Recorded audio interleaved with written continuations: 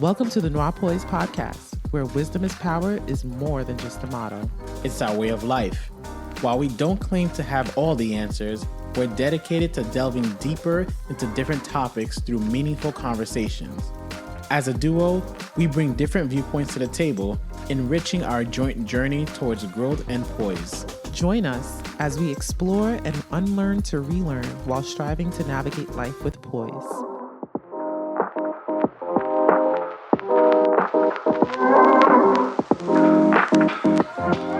According to a Pew Research, 26% of the silent generation, that's the generation born before 1928, either rarely or never went to church. Now going to baby boomers, 31% either never or rarely went to church. Gen X, 39%. With millennials, 49% of us either never went to church or rarely went to church. Never is wild to me. Yeah. And finally, we're up to Gen Z now. 46% of Gen Zers either never or rarely go to church.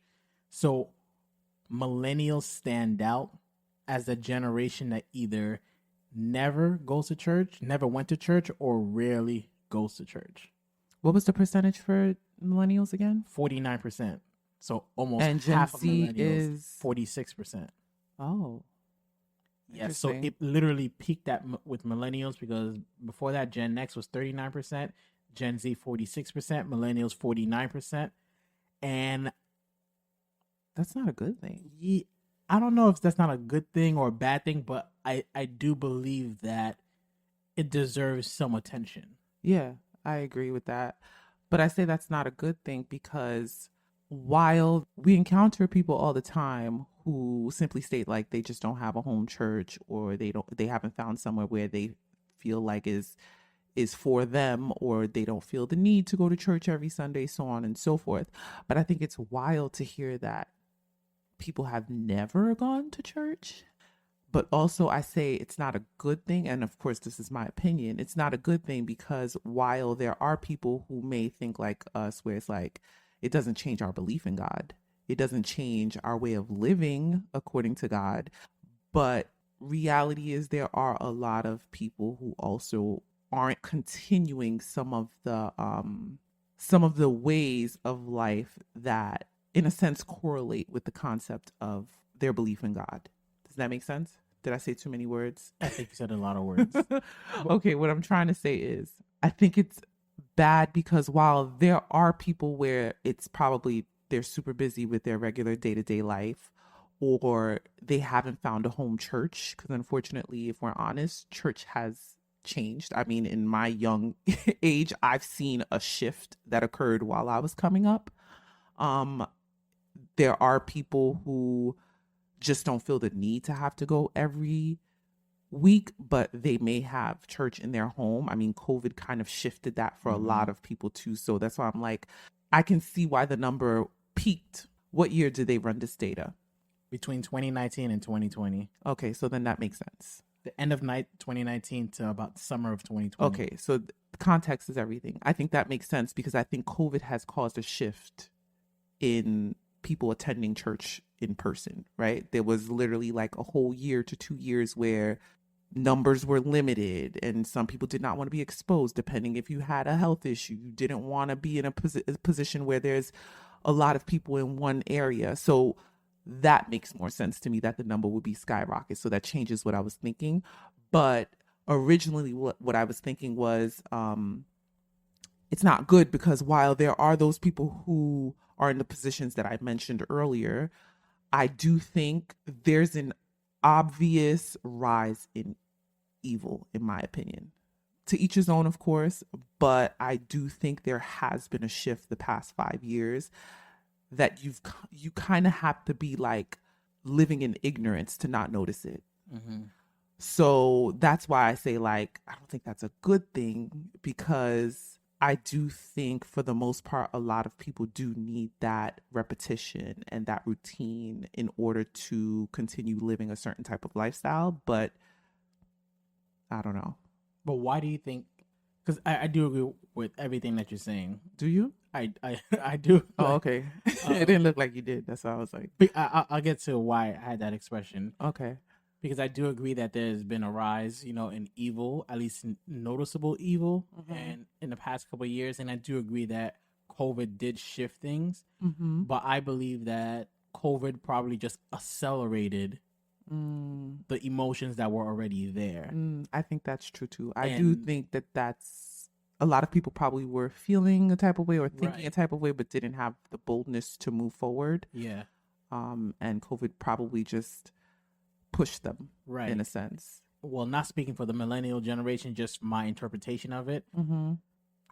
I should say, we were raised to never ask why. Yeah. So That's I think the once we became an adult, we realized that we can ask why. And if we didn't have the right answers, we weren't afraid to walk away. I don't even think it's the right answers. I think if there weren't answers. Yeah. If we're completely honest, I agree that that is a big deal. I think that affected us in more ways than we can count. And I honestly think that's why people coming up now, they're trying so hard. And let me not say there because it's all of us. Yeah. We're trying so hard not to be the generation before us that sometimes I think we don't notice equilibrium, like trying to find a balance between the two. Like if we're even talking about like sensitivity, if we're honest, I mean, I grew up in the 90s, so you could crack a joke and it wasn't a big deal. Now there's certain terms you can't utilize. There's certain things you can't say. And I think the same goes with the church. It goes with parenting, like this whole gentle parenting thing where I understand an aspect of it, but at the same time, I'm like, no, some kids need some type of discipline or some type of structure. You can't just be like, let's breathe all the time. There has to be some form of balance. And I think the same has happened when it came to religion. Yeah. I think, like you're saying, because we were unable to ask why. I personally had an experience with that where there was a song that was very popular. I forgot the name of it. It wasn't like a popular group or anything, but if you were a church person, you've heard it before. And there was a portion of the song that stated like, what if God was one of us? I remember I was with a particular person who I was in ministry with at the time, and my response was like, yo, what if God was one of us? I was like, thank God he's not, And the person responded in such a weird way that I was so confused by it at the time. I was probably like 15, to be honest with you. So I was young. I was oblivious. I didn't really like understand a lot of things at the time.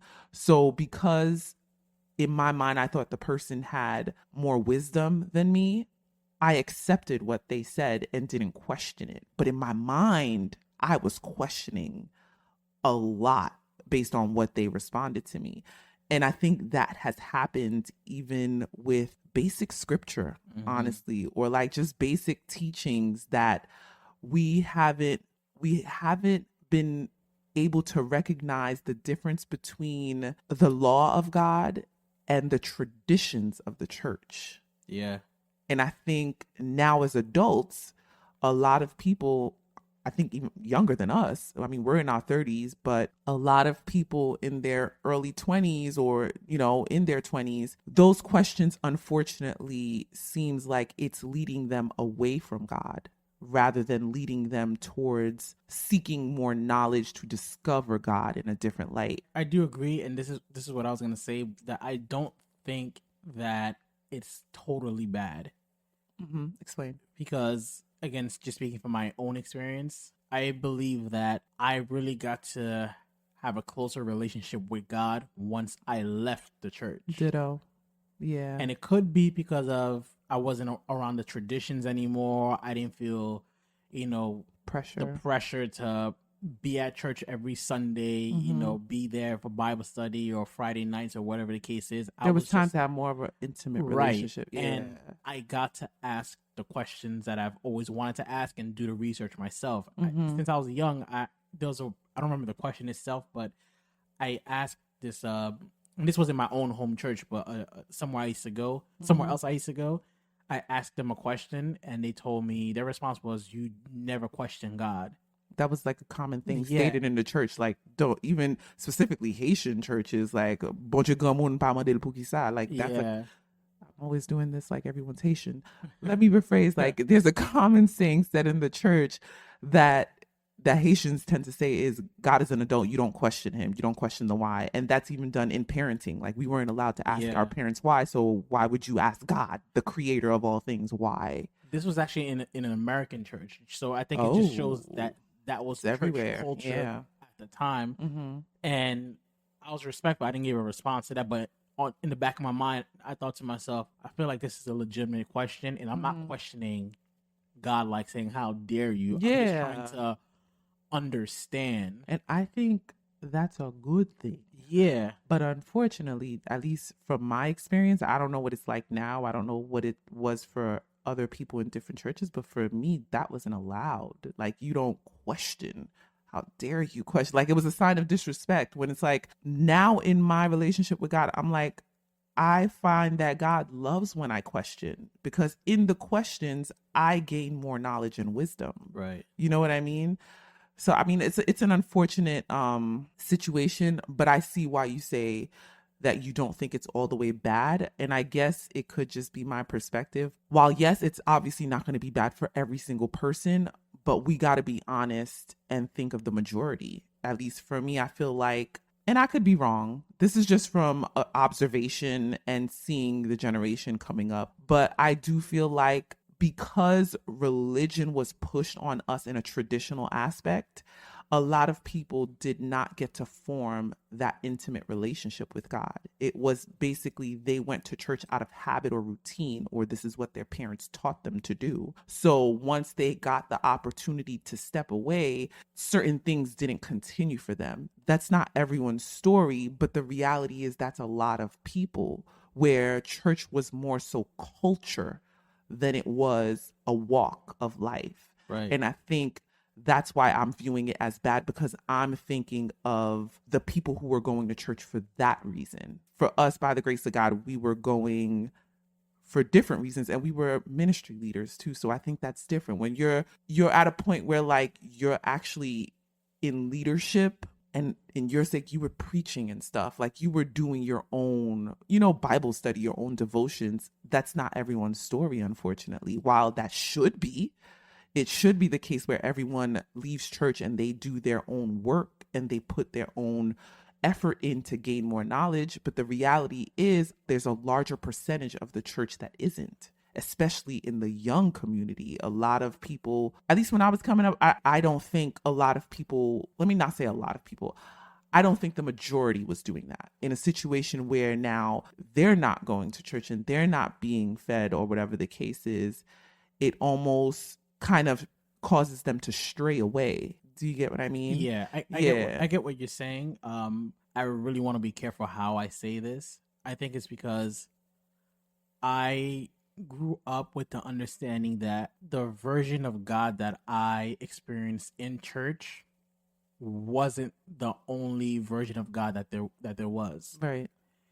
And this has actually plagued me for years, where there was a young kid that around the time I was doing Sunday school, he was one of these people you would call troubled.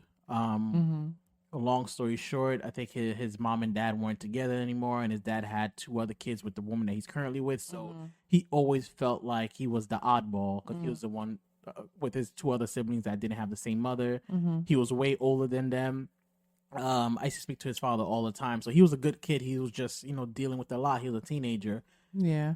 And one time he was texting me saying that he just got jumped.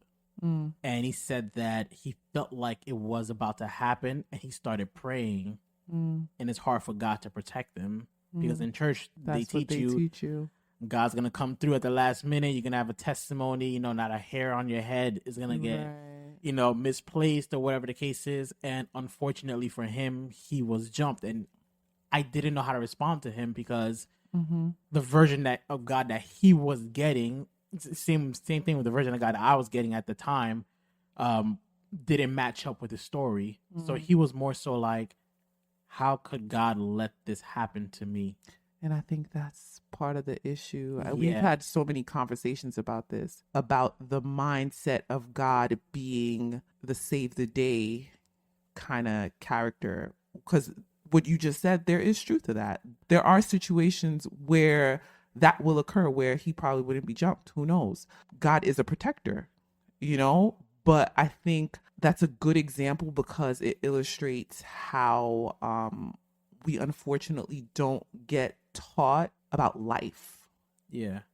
And I think that's the problem because people assume that because you believe in God, that will automatically make certain situations a lot more smoother for you than it will be for the person who doesn't. And the reality of life is that's not true. Yeah. And in my opinion, what separates millennials from these other generations is millennials are, I believe, doing more than any other generation as far as balancing life. Mm-hmm. Like I've heard this said said before, where from our parents' generation, where fun was something that we invented. Right.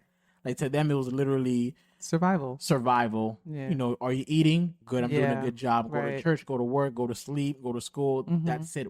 We somehow managed to find time to go to school, and not just a regular high school, but go out and get degrees. Mm-hmm. You know, go on vacation, do the whole marriage and children and Yeah. working and entrepreneurship. You know, everyone has a side hustle that they're working on. So Right. we are balancing a lot, and I believe that millennials are going into church, or we're going into church, and seeing that the God I'm hearing about at church, I don't see him in my regular day life. And that I could think be that's a why bit.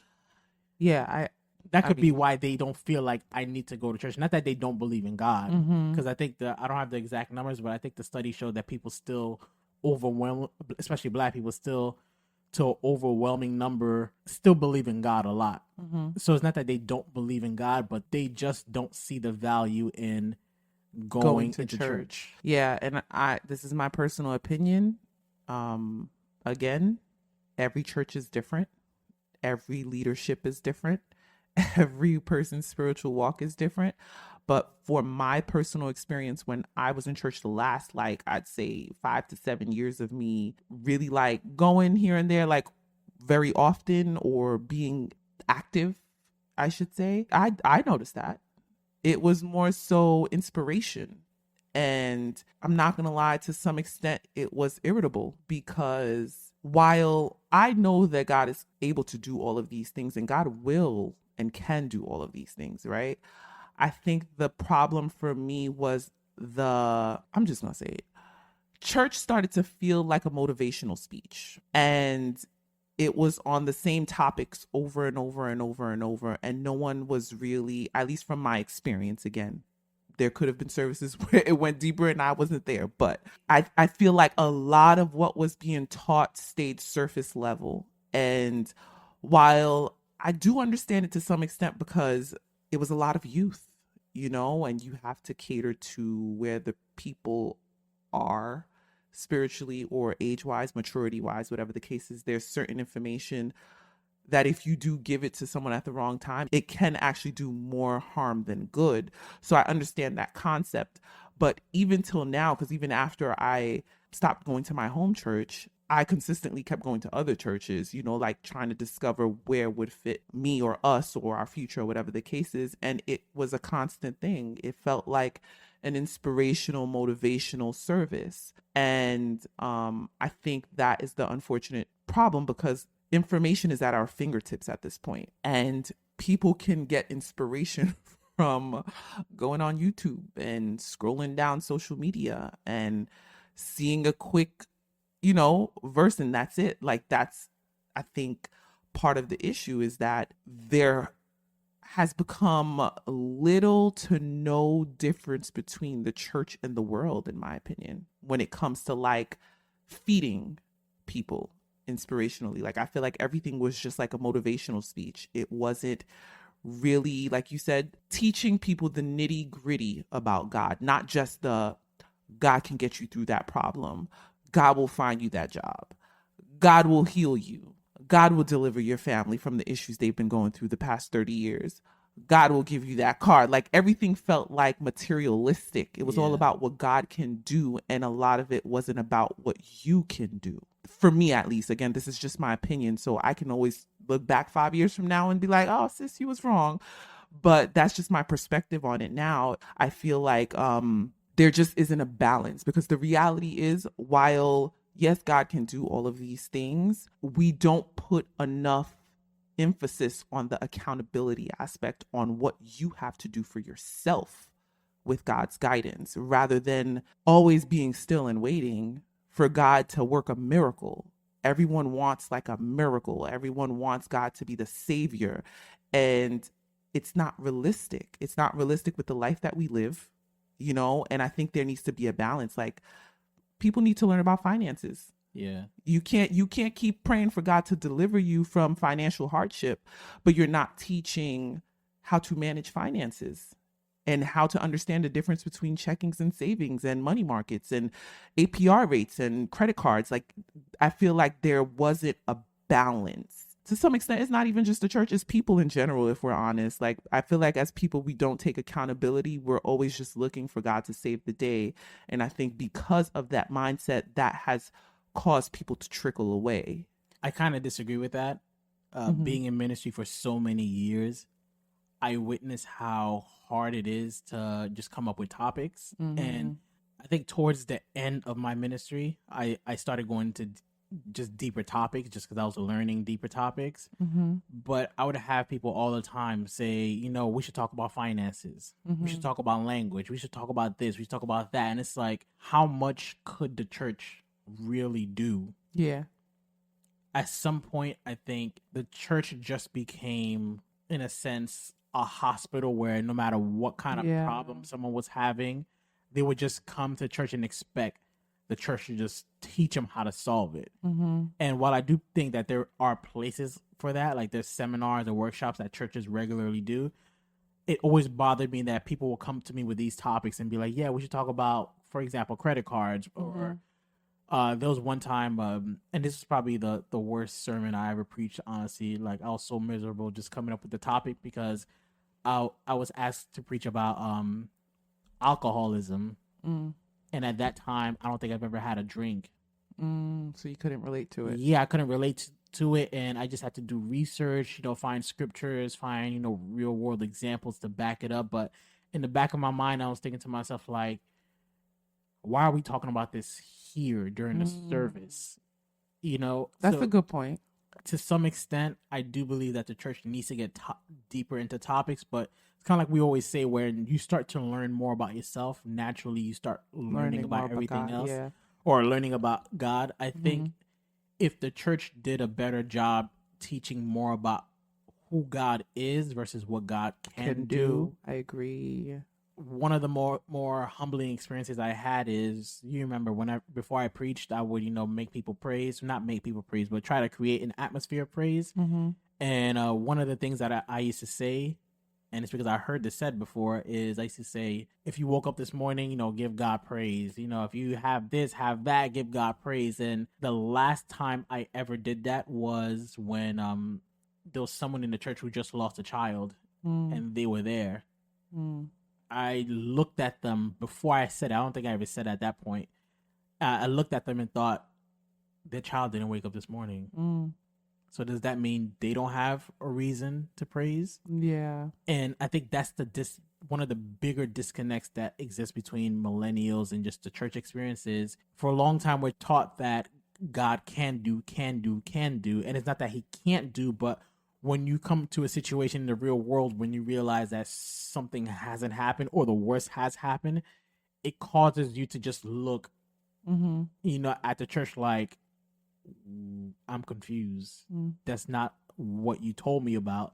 And it naturally, I believe, just makes people slowly drift away. Where even if they have love for God or love of God, they don't have the desire to go to a place where they're gonna keep being told the same thing and then go out into the real world and experience something completely different.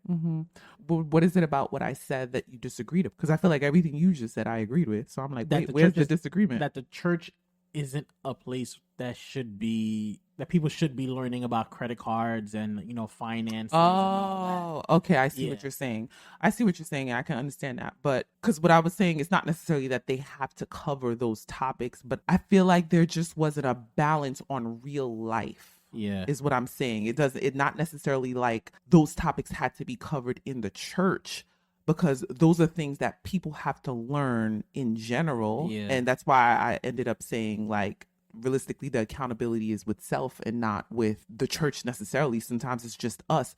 But the reason why I say the balance aspect is because if we're realistic, let's just think about how we grew up as Haitian Americans. You went to school Monday to Friday. If you were a certain type of age, you had a job after work. Weekends, at least for me, Saturday was choir practice. And then you might have had to go to another church to minister. You don't get home till dumb late. Friday before Saturday, I'm in two different services after school. Okay? Don't get home till late. And then there's Sunday. If you're a part of certain ministries, you're expected to be there bright and early, depending on how church services are working that weekend. Okay? That's the life of the average youth in the church. So while yes, I completely agree that there are different areas to feed certain type of information, I think it's important to acknowledge what group you're feeding. Because if I'm going to a church in my mid 30s, I don't expect my church to be responsible to teach me certain things because I'm an adult. At this point, it's my responsibility to educate myself. But I do think to some extent when you're teaching 12-year-olds, 13-year-olds, because I was started being like real active around like 12, 13 up until like my early 20s. So most of my years were really in the church. And of course, there's accountability on home and the parenting, of course, because that's where some of the things come from. But I'm just speaking for the reality of a lot of people like us who grew up in the church. Where were we going to learn that? Our schooling system isn't teaching it, especially if you're in public schools in New York City. Like, I didn't learn certain things until my mom took me out of New York City. So I was still going to the same church, but a lot of the people that I was surrounded by were not learning the same information that I was fortunate enough to learn in a Long Island schooling system. So if we're completely honest, while I do think, yes, it isn't the church's obligation to teach certain information, I do think there has to be some form of balance between religion and life and how the two correlate with one another. So it's not necessarily about teaching those specific topics because every church is different, every group of people is different. The information that's needed is different. When I say accountability, it's more so recognizing what is needed and not focusing so much on instilling in people that God is your savior, God is your savior, God is your savior. He's going to save the day. He's going to give you that. Whatever it is you want, he's going to give it. That's not the reality. Like, that's not the reality. And as I got older, like by the time I was like 17, 18, I realized that was not the reality because life was not going the way I panned it out to be. Realistically, praying is not enough. The word says that. Like, praying is not enough. You have to put in the work, the physical work, because you're living a physical life as well. And I think it's important to find balance in guiding people, not necessarily taking the full responsibility to teach. But the way I look at it is, okay, so I'm an older sibling. My logic growing up has always been whatever it is that I learn, it's my obligation to teach my sister earlier than I learned it so she can do better. So whenever she didn't do better than me at a specific thing, I then looked at myself like, you failed. That may not be like the greatest way to look at things, but that's just how I see it. And I think it's the same with parenting. If I have a child, it is my obligation to teach that child certain things so they don't have to repeat the same cycles that I went through. So the same way I look at that with those type of things, I do think in a sense, it's the same with the church. You are only as good of a leader as the people that are following you. That's my personal perspective of it. So I do think that there is just a lack of knowledge being fed to people in the church, and they stick to the inspirational aspect because if we're honest, that's what people want to hear when they go to church on Sundays too.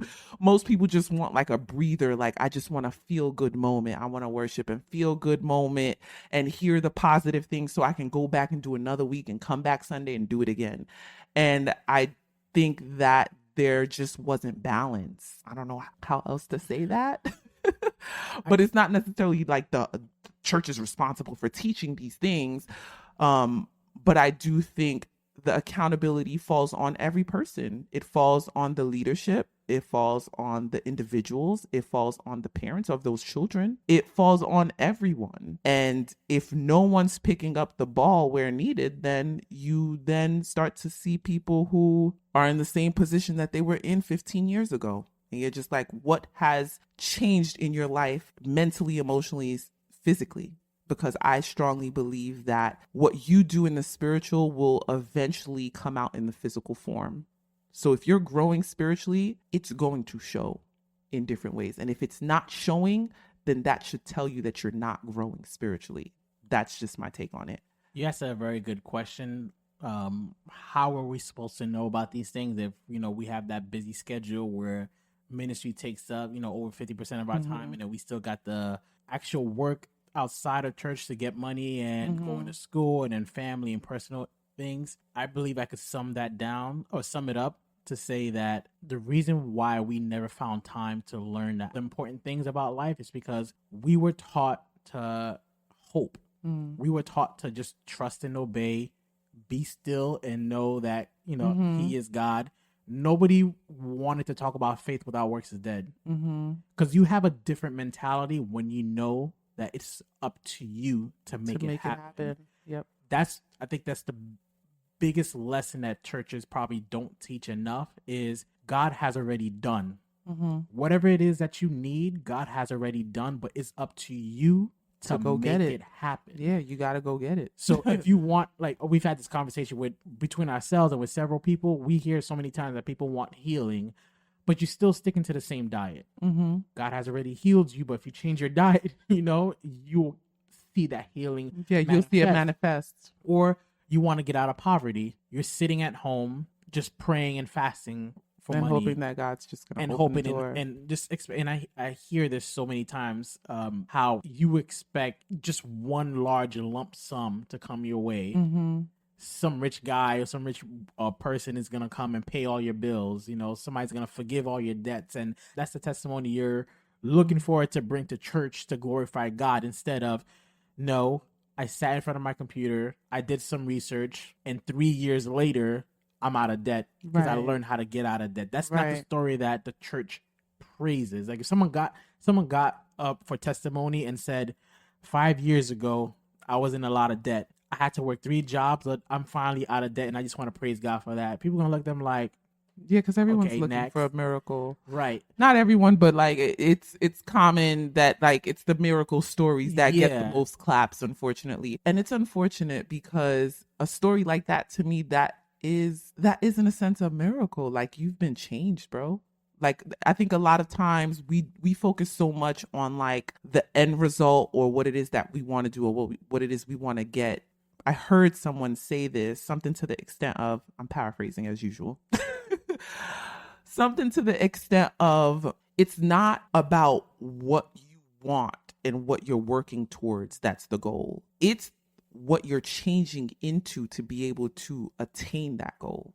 And I think the same goes with spirituality too, is we often just, like you said, sit and hope and wait and think that the fasting is all we need to do to get things done, or let me go out and apply to 1, 2, 3, 4 jobs, that's it.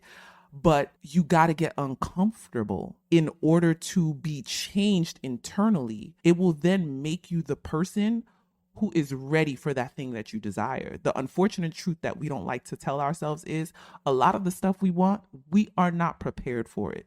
That's the reality. So because we're not prepared for it, I think we make excuses and we use things like hope and prayer and fasting to make an excuse for our laziness while those things are important, but fasting is to remove the distractions. It's not for God to work a miracle for you. It's for you to be secluded and be able to hear him, be able to hear what it is that you should be doing, what positions you should be taking, how you should be moving accordingly, picking up on certain things, more discernment, more wisdom. That's what it's for. Well, that's actually scientifically factual, where after a period of time when you go without food, or I think it's sugar or something, that your body gets into a certain state where you're more prone to have vision and dreams. So a lot of people think, I was fasting for 3 days and I had this powerful dream, God speaking to me. It's like, yeah, you're just able to see it now because you put your body in a certain state. Everything connects, right? At the end of the day, like once you understand that everything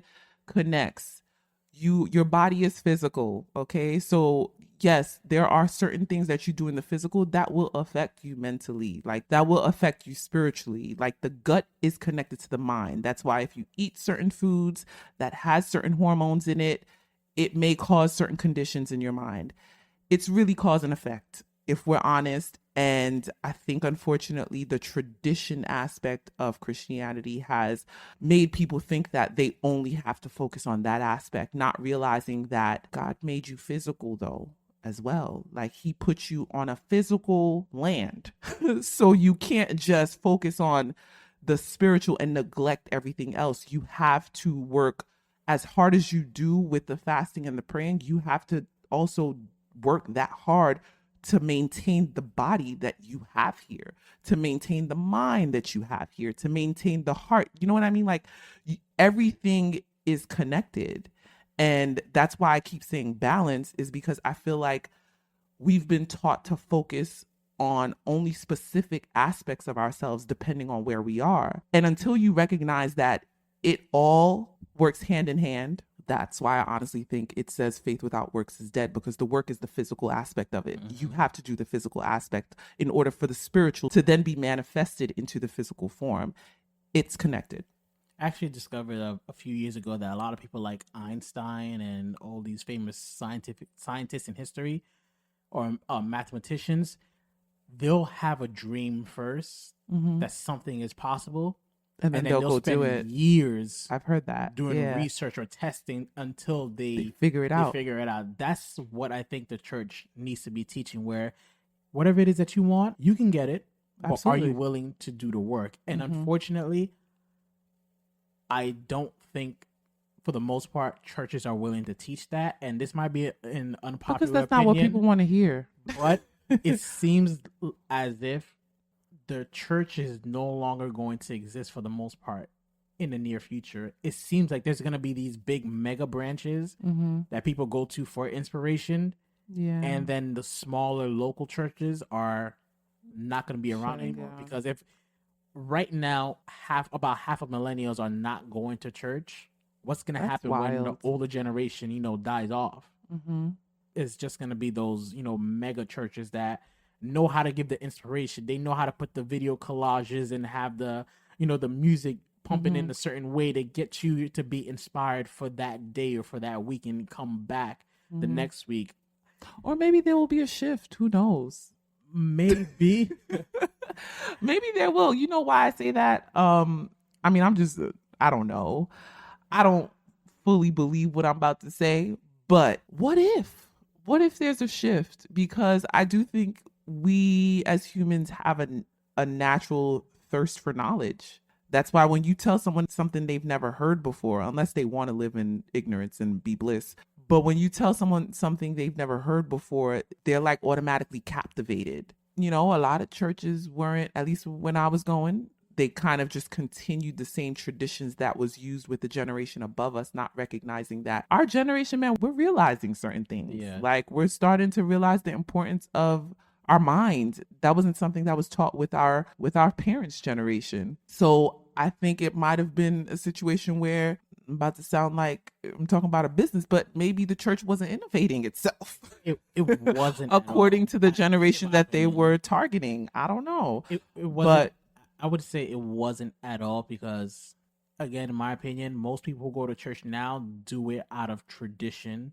and to avoid Not any everyone. kind I of, know some people who do say they go and they actively learn and yeah, they're I'm not saying actively like everyone, going, yeah, but yeah. it seems like for the most part, But you might be it's thinking of our parents' generation though. nah, No, people our age? people our age, Really? yeah. Okay, I'm gonna ask people now just to see because I also don't want to come off like because everyone's story is different. You know what I mean? And one thing I had to tell myself because when I first stopped being like super duper active as far as like being in ministries, I had a certain way of thinking.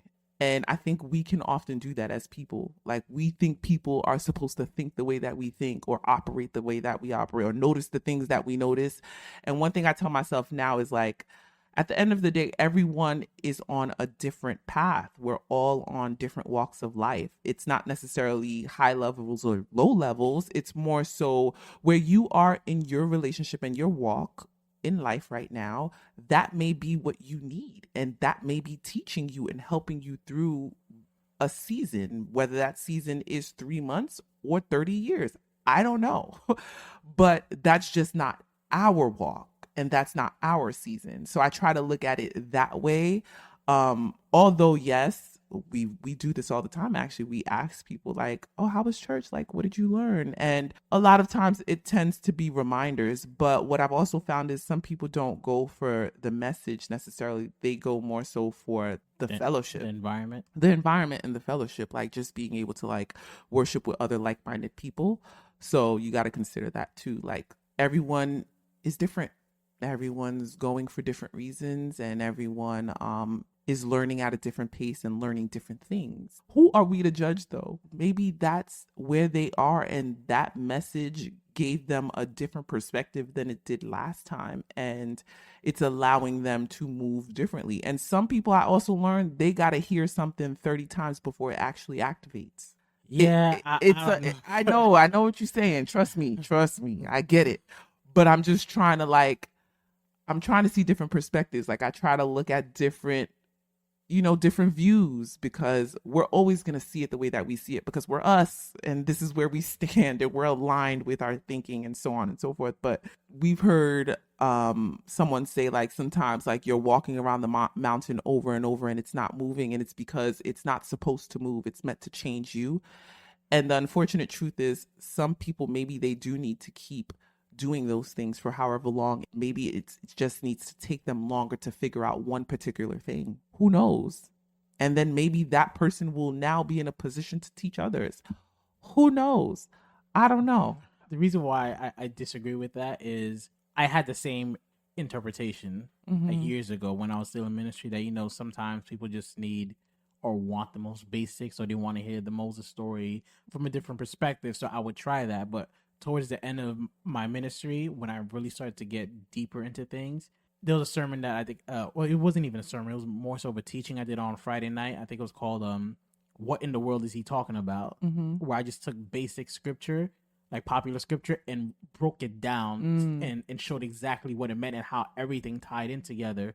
Everyone didn't want to hear that, huh? No, everyone wanted to hear that. To the point, I had someone literally come up to me and say, if these were the messages that were preached in church, I would be here more. And that's what actually showed me that everyone has thirst for knowledge in them, yeah. But sometimes you don't know what that knowledge is until it's presented to you. So you think if I hear the Moses story a different way, maybe that's the knowledge. I'm gonna write it down and I'm gonna study and I'm gonna meditate. But deep down inside, you know that there's something missing because true knowledge, when it hits you, you go home and you do your own research. Yeah, that's true. You want to learn more about it. You want to learn more. Yeah, you start to shift if you need to. Yeah, you can't get enough about it. So if you find yourself, I went to church on Sunday, it was a good sermon, and then you don't do any research after that, to me, that tells me that there's something that didn't really resonate. You're not learning. Right. Yeah, I get it. You're not learning. But it's important to also put the accountability on individuals. You can't just go to church and be like, oh yeah, I got a word. That's it. No, you should be doing your own thing. You should be growing with yourself, like growing in God on your own. So I think it's important to say that because it's really not, this is my take on it. I think the church is intended to feed the newborns, and the newborns are then supposed to grow up, start eating solids and cooking their own meals, cooking their own meals and now feeding others. Like that's how I look at it. And not everyone's meal needs to be cooked in the four walls of a church. Because again, balance. We live in a world. So if every Christian is just in church, only in church, where does that leave everything else in the world? Like, I think there are people who may need to be cooking in the hospital and may need to be cooking in business places. Like, I think we get so focused on worship being a singing type of thing that we don't realize that worship is literally in our way of life and our way of thinking. So I always say this, in my opinion, I found that the most glorification that you can give God is improving yourself, consistently growing, because when he made you and put his breath into you, the purpose was for you to also create. The purpose was for you to also grow. So when you find yourself being stagnant, however that may look like, you got to ask yourself, what am I doing to create more? And I think that's what it goes back for me. Regardless of where you are, what you're doing, you should always be growing. And if there isn't any growth, you should be asking yourself some questions. Thank you for spending your time with us. We hope you gained some knowledge today that'll promote poise in your life. We have new episodes uploaded every Thursday right here, same place, same time. Until next time, you can follow us on Instagram at Noirpoise Podcast to stay connected. That's NOIRPOISED Podcast. We'd love to hear your feedback. And remember, your wisdom is power.